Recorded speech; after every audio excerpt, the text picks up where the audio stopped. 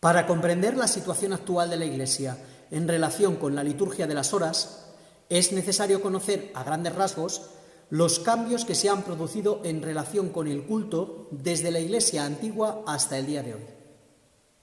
El cristianismo pasó en muy poco tiempo de sufrir las grandes persecuciones a ser tolerado e inmediatamente después convertirse en la religión oficial del Imperio Romano. Este hecho tuvo enormes consecuencias para la fe cristiana, que pasó de ser una religión de minorías a una religión de masas. El bautismo, que poco antes había sido una opción valiente y militante que acarreaba la posibilidad cierta del martirio, se tornó en una decisión conveniente. Las pequeñas comunidades se convirtieron rápidamente en grandes feligresías y las basílicas necesarias para albergarlas sustituyeron a las Domus Ecclesiae. Asimismo, tras las primeras conversiones masivas, se generalizó el bautismo de niños entre las familias cristianas, cayendo en desuso la institución del catecumenado, que había garantizado una sólida formación y un serio discernimiento en aquellos que querían incorporarse a la Iglesia. Los primeros cristianos, que provenían en parte del judaísmo y estaban por ello familiarizados con la Escritura, dieron paso a una gran masa de cristianos con muy baja formación cultural y religiosa. A este problema se unió la degeneración del latín en las distintas lenguas romances a lo largo de la Edad Media. Y llegó un momento en que el común del pueblo cristiano ni sabía leer ni entendía lo que se leía en la liturgia. En ese contexto, la liturgia de las horas quedó relegada a los clérigos, que eran los únicos que sabían leer y comprendían el latín, celebrándose casi exclusivamente en las catedrales, las grandes iglesias y los monasterios, a pesar de algún meritorio intento de extenderlo a todas las parroquias en época carolingia. El monacato, nacido en el siglo III, fue la vía que encontraron muchos cristianos interesados por vivir el cristianismo con más radicalidad. Fue precisamente en el ámbito monástico donde la liturgia de las horas alcanzó su máximo desarrollo, gracias a la aportación de San Benito, a comienzos del siglo VI, que instauró un extenso oficio que recorría los 150 salmos en el transcurso de una semana. También en el entorno de los monasterios comenzaron a surgir algunas prácticas devocionales basadas en la repetición de breves oraciones en lengua vulgar, al alcance de cualquier lego o seglar, mayoritariamente analfabetos y desconocedores del latín. Paralelamente, se fue desarrollando una intensa piedad mariana, ausente en la primera Iglesia. La oración dirigida a la Virgen más antigua que se conserva, Suctum Presidium, bajo tu amparo nos acogemos, Santa Madre de Dios, es probablemente de mediados del siglo III. Pero la devoción mariana se desarrolla sobre todo a partir del siglo V, con la declaración de María como Theotokos, Madre de Dios, en el Concilio de Éfeso. Del mismo modo, durante todo el periodo medieval se desarrolló abundantemente el culto a los santos y a sus reliquias, lo cual afectó notablemente a la liturgia de las horas, que se tornó extraordinariamente compleja. El enorme desarrollo de la piedad popular y devocional, especialmente al final de la Edad Media, trataba de que el pueblo cristiano, al menos, pudiera acceder a algunos medios que le permitieran mantener una cierta vida piadosa diaria, aun a costa de perder el carácter litúrgico que había tenido la oración cotidiana en la primera Iglesia gracias a la liturgia de las horas. La Iglesia antigua celebraba la misa exclusivamente en los domingos y solemnidades. Esa sigue siendo la práctica de las iglesias orientales hasta hoy. En Occidente, sin embargo, comienza a generalizarse la misa diaria debido a la proliferación de las fiestas de los santos y la multiplicación de misas por los difuntos. En España, la misa diaria no se introdujo hasta finales del siglo VII, en el 11º Concilio de Toledo, y aún así lo hizo contemplada como una hora canónica más dentro del oficio. Con el tiempo, la misa diaria acabaría desplazando a la liturgia de las horas como culto cotidiano. Al no entender latín, la participación del pueblo en la misa quedó relegada prácticamente a la asistencia, durante la cual muchos fieles practicaban distintos actos devocionales, entre los que con el tiempo adquiere una enorme importancia el rosario, inventado en el siglo XIII por Santo Domingo de Guzmán, cuya estructura revela una cierta lógica sustitutiva con respecto al oficio, al poder recitarse a dos coros, incluir una doxología trinitaria al final de cada misterio y sumar un total de 150 Ave Marías, que es el número de los salmos. En este contexto comienza a desarrollarse la devoción de la adoración eucarística, que dio lugar primero a la elevación de la hostia consagrada en la misa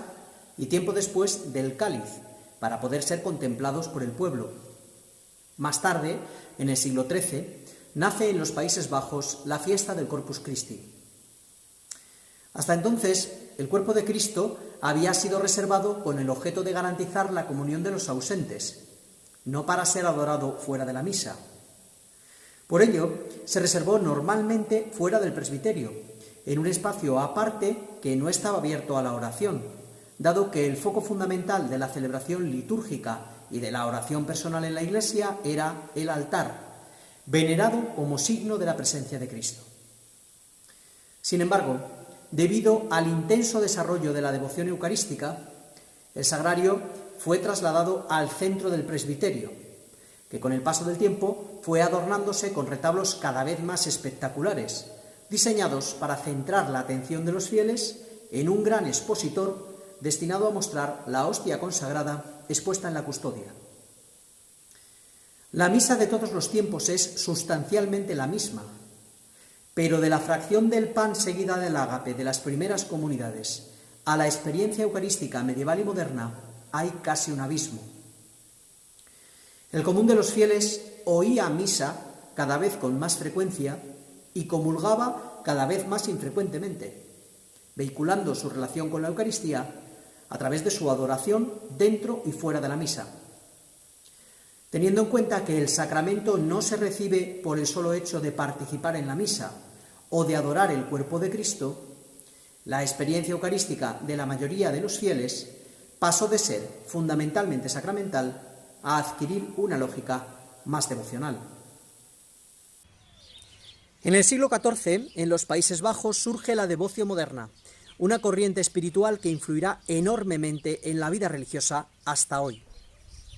Esta corriente acentúa la humanidad de Cristo y especialmente la contemplación de sus sufrimientos y su pasión. Da una gran importancia a la dirección espiritual y desarrolla un moralismo casuístico, acentuando el individualismo y el voluntarismo y primando lo subjetivo sobre lo objetivo. La consecuencia directa de este planteamiento es que la oración pública, la liturgia de las horas, es relegada en favor de la devoción privada. Quizá en lo que más negativamente ha influido esta corriente en el desarrollo de los ejercicios piadosos, que junto con la misa han conformado el grueso de la experiencia celebrativa y de oración de la gran mayoría de los católicos en los últimos siglos, es en la enorme importancia que da a lo afectivo y emocional como elemento preponderante en la relación con Dios, orillando a la razón. Tendencia que, por otra parte, tuvo una gran importancia en el origen de la Reforma protestante. El protestantismo se inició, en cierta manera, como una reacción frente a la evidente decadencia de la vida cristiana que suponía la falta del acceso de los fieles a la Escritura, así como el hecho de que lo devocional, derivado a veces en superstición, se hubiera convertido en un elemento tan preponderante en la vida de la Iglesia. Paradójicamente, y a pesar de la centralidad que da a la Escritura, el protestantismo desarrolló en buena medida sus cultos en otra clave devocional, debido a la importancia del subjetivismo y el individualismo. El fomento de una relación directa con Dios, frecuentemente concebida y expresada en claves afectivas y emocionales, así como las posturas que adoptaron las distintas ramas del protestantismo sobre la sucesión apostólica, los sacramentos y la liturgia en general. Esta primacía de lo emocional y lo afectivo en la piedad se ha mantenido con muy distintas variantes a lo largo de los últimos siglos. Como reacción, y con la mirada puesta en la Iglesia antigua, surge en el siglo XIX el movimiento litúrgico, cuya influencia logró que a lo largo del siglo XX los papas fueran gradualmente tomando medidas para garantizar una mayor participación de los fieles en la liturgia, fomentando, entre otras cosas, la comunión frecuente, los misales bilingües y la reforma del oficio. Esta toma de conciencia de la centralidad de la liturgia en la vida de la Iglesia, incluidos los laicos, estuvo en la raíz de la reforma litúrgica que impulsó el Concilio Vaticano II, inspirando la Constitución Sacrosanctum Concilium. Sin embargo, en algunos sectores de la Iglesia, que frecuentemente han sido reticentes a la reforma litúrgica conciliar, sigue subyaciendo un gran apego a formas y prácticas devocionales tradicionales, consideradas casi por algunos las esencias del catolicismo, aunque lo cierto es que, sin restarles su mérito, son ajenas al primer cristianismo y no existieron durante gran parte de la historia de la Iglesia. Por otra parte, no todo lo que se ha identificado como frutos del concilio en materia de culto se corresponde con la primacía de la lógica litúrgica, sino que en parte se ha desarrollado una nueva lógica devocional en un estilo opuesto al tradicional, pensando quizá que al adaptar el culto a los gustos de la gente vendrían más personas a la Iglesia. Probablemente por esta lógica devocional, tanto en uno como en otro sector, la llamada del concilio a que los laicos asumamos como propia la liturgia de las horas, pidiendo asimismo su implantación cotidiana en todas las iglesias, con o sin clero presente, sigue desgraciadamente sin llevarse a la práctica 50 años después, más allá de algunos casos excepcionales. Curiosamente, la influencia del movimiento litúrgico más allá del catolicismo, especialmente entre anglicanos y luteranos, estuvo en la raíz del nacimiento del movimiento ecuménico. A día de hoy, cuando tienen lugar celebraciones con las iglesias y comunidades separadas, se recurre con mucha frecuencia a la liturgia de las horas, dado que, aunque no podamos celebrar juntos la Eucaristía, nada impide la celebración común del oficio.